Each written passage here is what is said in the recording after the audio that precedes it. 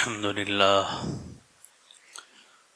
لله نحمده ونستعينه ونستغفره ونؤمن به ونتوكل عليه ونعوذ بالله من شرور أنفسنا ومن سيئات أعمالنا من يهد الله فلا مضل له ومن يضلل فلا هادي له نشهد أن لا إله إلا الله وحده لا شريك له ونشهد أن سيدنا ونبينا ومولانا محمدا عبده ورسوله صلى الله تعالى عليه وعلى آله وأصحابه وأتباعه وأزواجه وذرياته وبارك وسلم تسليما كثيرا كثيرا اما بعد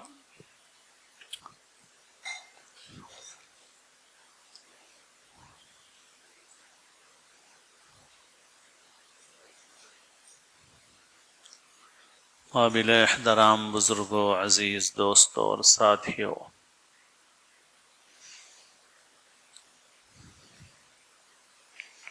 اللہ تعالی نے اہل ایمان سے وعدہ فرمایا ہے کہ وَأَنْتُمُ الْأَعْلَوْنَ إِن كُنتُم مُؤْمِنِينَ،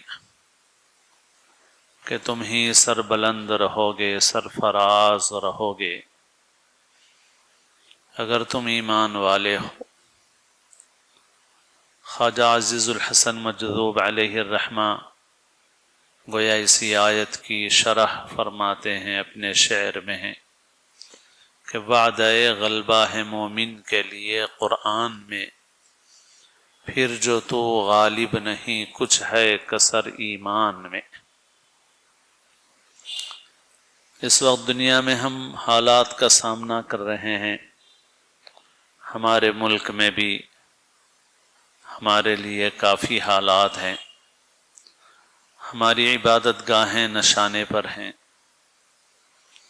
اس قسم کے حالات میں قرآن مجید نے ہماری کیا رہنمائی کی ہے، ہمارے دین نے ہمیں کیا راستہ بتایا ہے، ہمیں دیکھنا چاہیے۔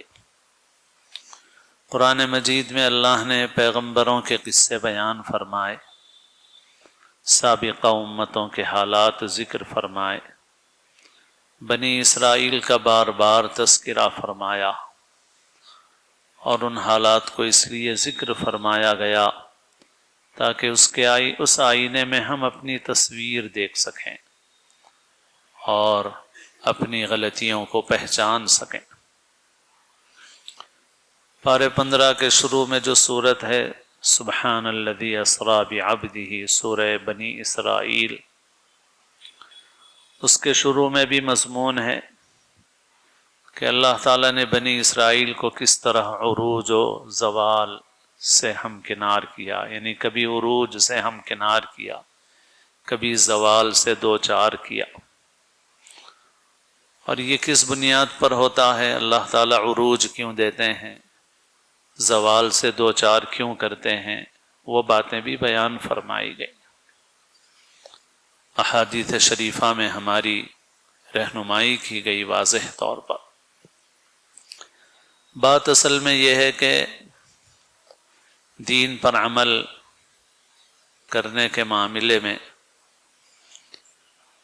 وقت گزرنے کے ساتھ ساتھ ایسا ہوتا ہے کہ رسم رہ جاتی ہے اور حقیقت ختم ہو جاتی ہے، صورت باقی رہ جاتی ہے، حقیقت ختم ہو جاتی ہے۔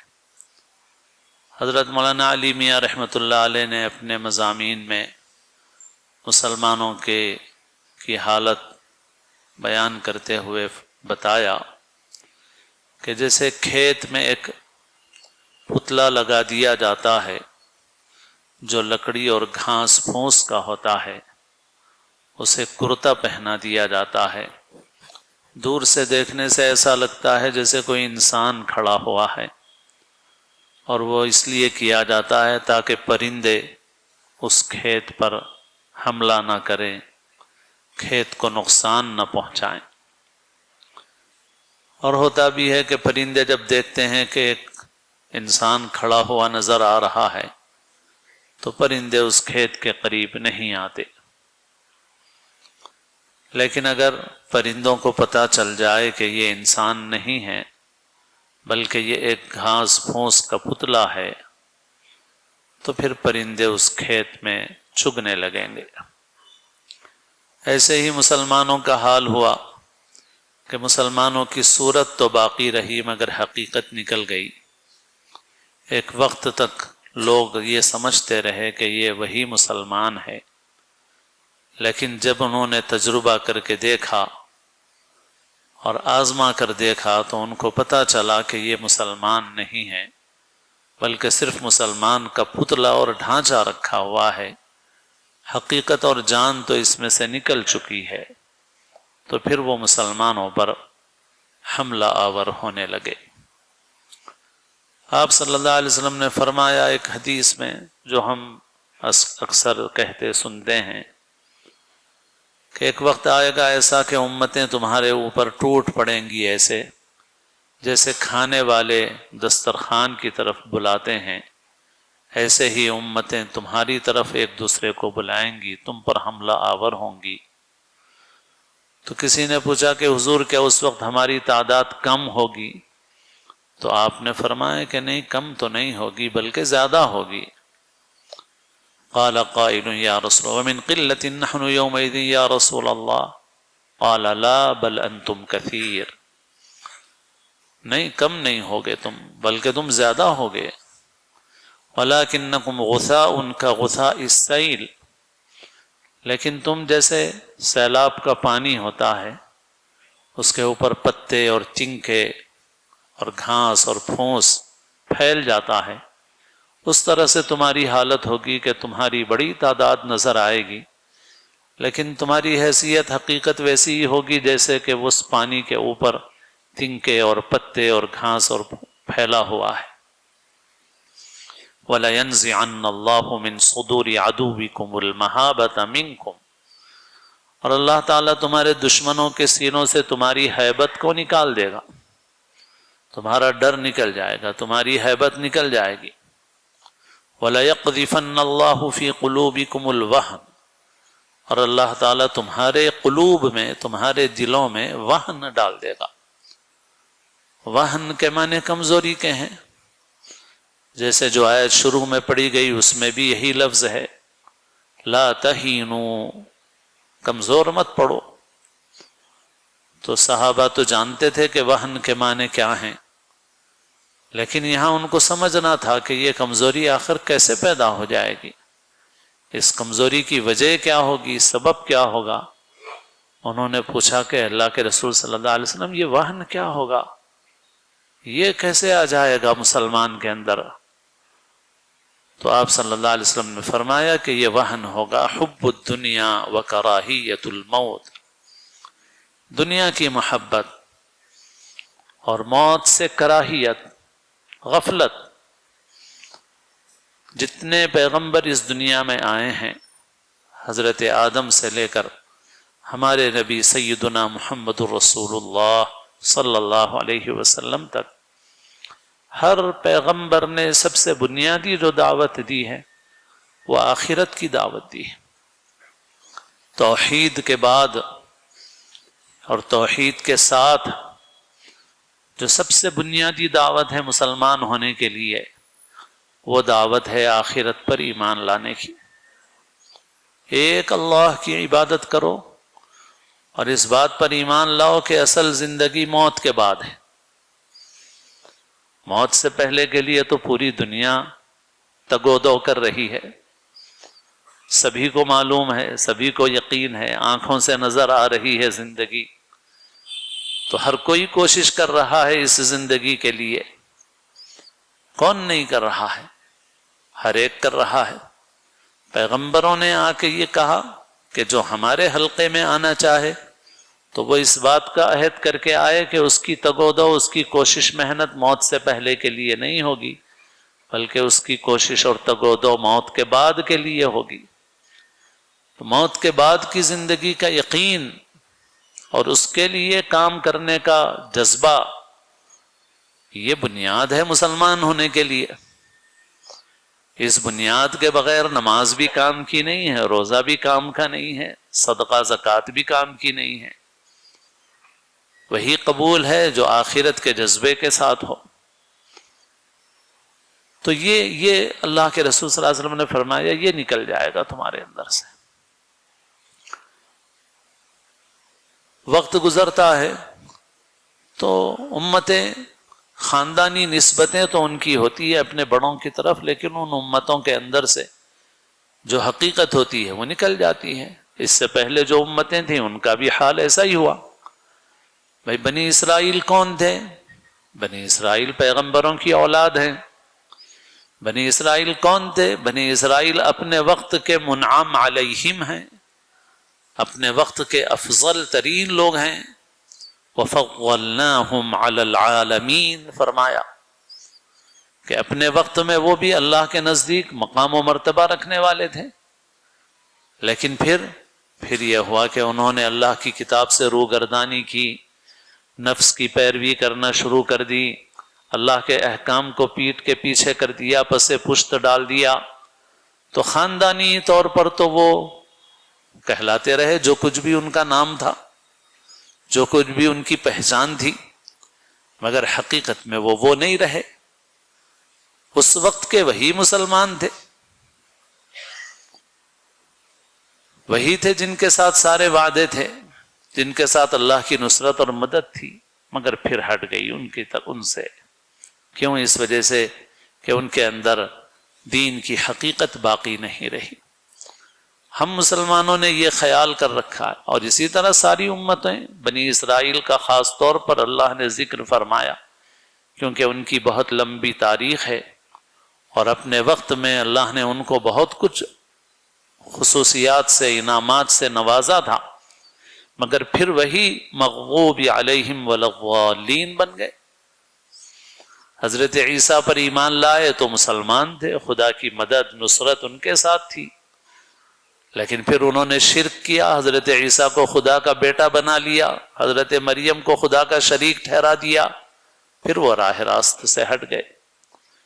ہم مسلمانوں نے یہ خیال کر رکھا ہے کہ ہم ہر وقت چاہے جو بھی کرتے رہیں، بس ہر وقت ہم اللہ کی نصرت اور مدد ہمارے ساتھ ہر وقت رہے گی، اور ہم ہی مسلمان ہیں، اور ہم ہی سربلند ہوں گے، اور ہم ہی ایسا ہوں گے، ہم ہی ویسا ہوں گے۔ بے شک صحیح ہے، مگر یہ ہم کسی کی ذات سے متعلق نہیں ہے، یہ صفات سے تعلق رکھنے والی چیز ہے۔ جس کے اندر وہ حقیقت ہوگی، وہ صفات ہوں گی، اس کے ساتھ اللہ کی نصرت مدد ہوگی۔ جس کے اندر وہ نہیں ہو گیا، وہ اللہ کی نصرت مدد کا حقدار نہیں ہوگا، اگرچہ نسبت کے اعتبار سے وہ مسلمان کہلائے گا، خاندانی اعتبار سے مسلمان ہوگا۔ تو صحیح بات یہ ہے کہ ہم خاندانی مسلمان ہیں، مگر حقیقی اسلام ہماری زندگی میں ہے یا نہیں ہے؟ تو اللہ کی کتاب کے آئینے میں دیکھو، اپنے اعمال کا محاسبہ کرو تو پتہ چل جائے گا۔ وَلَيَنْصُرَنَّ اللَّهُ مَنْ يَنْصُرُهُ إِنَّ اللَّهَ لَقَوِيٌّ عَزِيزٌ، اللہ تعالیٰ ضرور مدد فرمائے گا اس کی جو اللہ کے دین کی مدد کرے گا۔ اب زندگی کس چیز کے لیے گزر رہی ہے؟ اللہ کے رسول صلی اللہ علیہ وسلم نے جیسے بتا دیا کہ تمہارے اندر وہن اس لیے آئے گا کہ حب الدنیا وکراہیت الموت، دنیا کی محبت، موت سے غفلت، موت سے بے رخی، موت بھول گئے، موت کے بعد کی زندگی بھول گئے۔ اب ساری محنت کس لیے ہو رہی ہے؟ اللہ تعالیٰ کی مدد کا وعدہ ہے ان لوگوں کے ساتھ جو اللہ کے دین کی مدد کے لیے اپنی زندگی گزاریں گے۔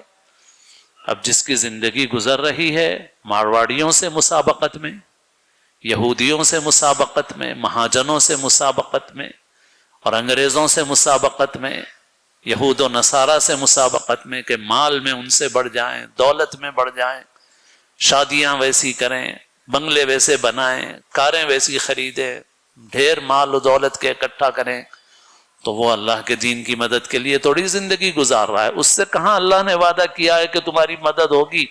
تمہارے چونکہ دادا پردادا مسلمان تھے اور تم بھی جمعہ میں آ جاتے ہو اور باقی بھی کبھی کبھی آ جاتے ہو، باقی باہر جا کے تم چاہے جو کرو تمہارے ساتھ نصرت مدد رہے گی۔ کہیں اللہ نے ایسا وعدہ تو نہیں فرمایا۔ اللہ نے وعدہ فرمایا ان سے من ینصرہ، جو اللہ کی مدد کرے گا. اللہ محتاج نہیں ہے مدد کا، مگر اللہ کے دین کی مدد مراد ہے. تمہیں پیدا کیا گیا اسی لیے کہ تم اللہ کے دین کی مدد کرو اور حق کا کلمہ سر بلند کرو، لیکن تم نے وہ کام چھوڑ دیا. آگے اللہ تعالیٰ فرماتے ہیں، اور اللہ کا وعدہ ایسا ہے تاکید کے ساتھ، وَلَيَنْصُرَنَّ اللَّهُ. عربی جاننے والے جانتے ہیں کہ یہ لفظ کیا ہے. اللہ تعالیٰ ضرور بضرور مدد فرمائے گا اس کی، جو اللہ کی یعنی اللہ کے دین کی مدد کرے گا. ان اللہ لقوی عزیز، اللہ تعالیٰ بہت قوت والا بڑا زبردست ہے. الذین ان مکناہم فی الارض اقاموا الصلاۃ، اللہ ان کی مدد کرے گا کہ جن کو اگر اللہ اقتدار دے، اختیار دے، تو وہ نماز قائم کریں گے اور زکوٰۃ ادا کریں گے، امر بالمعروف کریں گے، نہی عن المنکر کریں گے. اللہ ان کی مدد کرے گا. اب دیکھ لو مسلمان مکے میں تھے، بھائی جتنی طاقت تم کو ہے اتنا تو کرنا ہے.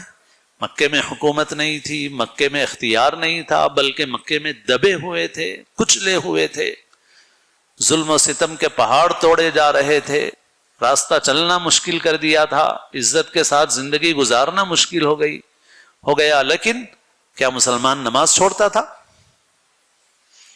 کیا مسلمان نماز چھوڑنے والا تھا؟ نہیں. اللہ کے رسول صلی اللہ علیہ وسلم بھی رات کی نماز پڑھتے تھے، صحابہ بھی رات کی تہجد کی نماز پڑھتے تھے، دن کی 2 نمازیں جس تفصیل کے ساتھ بھی مقرر تھی وہ پڑھتے تھے اور نماز قائم کرنے والے تھے. اب باضابطہ جماعت کا نظام حضرت عمر اسلام لے آئے تو کعبۃ اللہ میں آ کے نماز ادا کی، جتنی طاقت ملی اتنا کر کے دکھایا. مدینہ منورہ پہنچے تو جمعہ قائم کیا گیا، جماعت قائم کی گئی، مسجدیں بنائی گئیں. لیکن جب مکے میں تھے تو مکے میں وہ نہیں کر سکتے تھے، مسجدیں نہیں بنا سکتے تھے، مگر نماز چھوڑنے والا کوئی مسلمان نہیں ہوتا تھا. بنی اسرائیل کو بھی کہہ دیا گیا تھا کہ تم اجعلوا بیوتکم قبلۃ واقیموا الصلاۃ، کہ فرعون تمہارے اوپر ظلم کر رہا ہے مگر تم اپنے گھروں کو قبلہ بنا لو، نماز گاہ بنا لو، نماز قائم کرو. بنی اسرائیل پستے رہے مگر ان کو حکم تھا نماز پڑھو، نماز قائم کرنا. آج دیکھ لو مسلمان کو، پہلے نمبر پہ دیکھ لو اعمال میں، عقائد میں تو سب سے پہلے جو چیز جانچنے کی ہے وہ ہے آخرت کا یقین. وہ صحیح بات یہ ہے کہ ہمارے دلوں میں اتنا کمزور ہو گیا ہے کہ کچھ پوچھئے مت. اسی وجہ سے مسلمان کو حلال کی حرام کی کوئی پرواہ نہیں ہے. مسلمان نماز تو پڑھتا ہے مگر جب معاملات آتے ہیں تو معاملات میں جس کی لاٹھی اس کی بھینس، عدالتوں کو چلا جائے، حق نہ حق کی کوئی پرواہ نہیں، وہ دیکھنے کے لیے تیار نہیں ہے. بس ہمیں چاہیے، کیوں؟ آخرت کا یقین نہیں ہے دلوں کے اندر، نکل گیا وہ دلوں سے، بس دنیا دنیا دنیا ہو گئی. حب الدنیا وکراہیت الموت، دنیا چاہیے تو مجموعی زندگی ایسی ہی ہو گئی.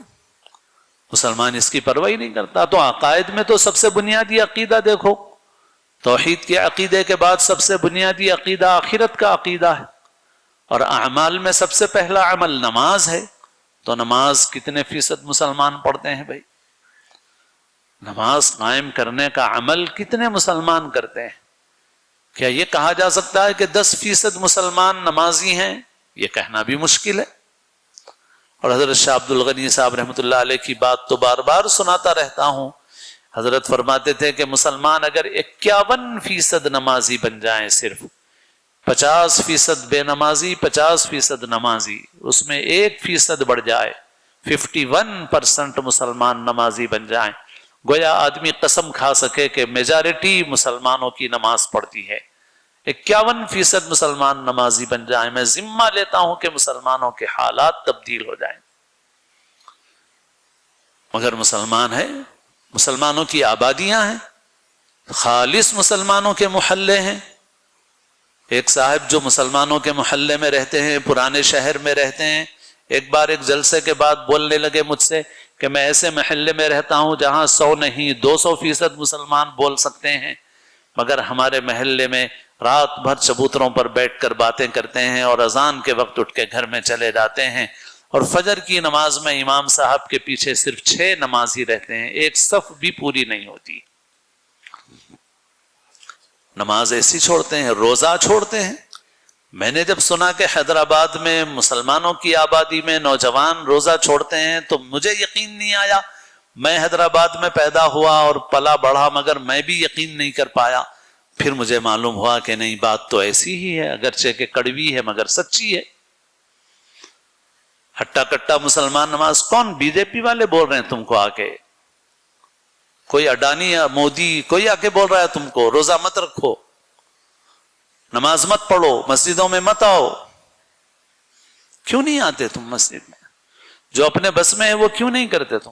کوئی پارٹی بول رہی ہے تم کو، کوئی لیڈر بول رہا ہے، کوئی دشمن بول رہا ہے تمہارا؟ تمہارے بس میں جتنا ہے تم اتنا بھی کرنا نہیں چاہتے۔ نماز نہیں، روزہ نہیں، اور مال کا معاملہ آئے تو مسلمانوں کی آبادیاں سود میں گلے تک ڈوبی ہوئی ہیں۔ سودی معاملات، دھڑلے سے مسلمان سود لے رہا ہے، سود دے بھی رہا ہے، سود لے بھی رہا ہے۔ ایک دو جگہوں پہ نہیں، بہت سے مسلمانوں کے علاقے ہیں، بعض جگہوں پر مسلمانوں کی، بعض جگہوں پر اکثریت ہے، لیکن وہاں کے تاجروں کے اندر سود خوب رواج پایا ہوا ہے۔ بھائی حرام اتنا نہیں چھوڑ سکتے تم؟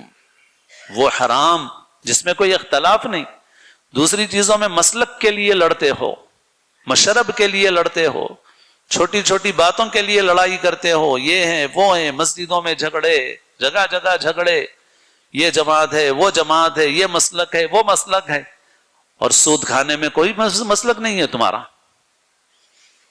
سود وصول کرنے میں کوئی مسلک نہیں ہے تمہارا، سود وصول کرتے ہو، حرام کھاتے ہو، لڑکی والوں سے ناجائز وصول کرتے ہو، دباؤ ڈال کے، سماجی دباؤ۔ سماجی دباؤ بھی ویسا ہی ہے جیسا کسی کو چھرا چاقو بتا کے وصول کیا جائے، دونوں میں فرق نہیں ہے، سچی بات تو یہی ہے۔ آپ راستہ چلتے کسی آدمی کو چھرا نکال کے جیب میں سے اس کے پیسے چھین لیں اور سماجی دباؤ کے ذریعے سے اس کی جیب سے پیسے نکلوا لیں، دونوں میں فرق نہیں ہے۔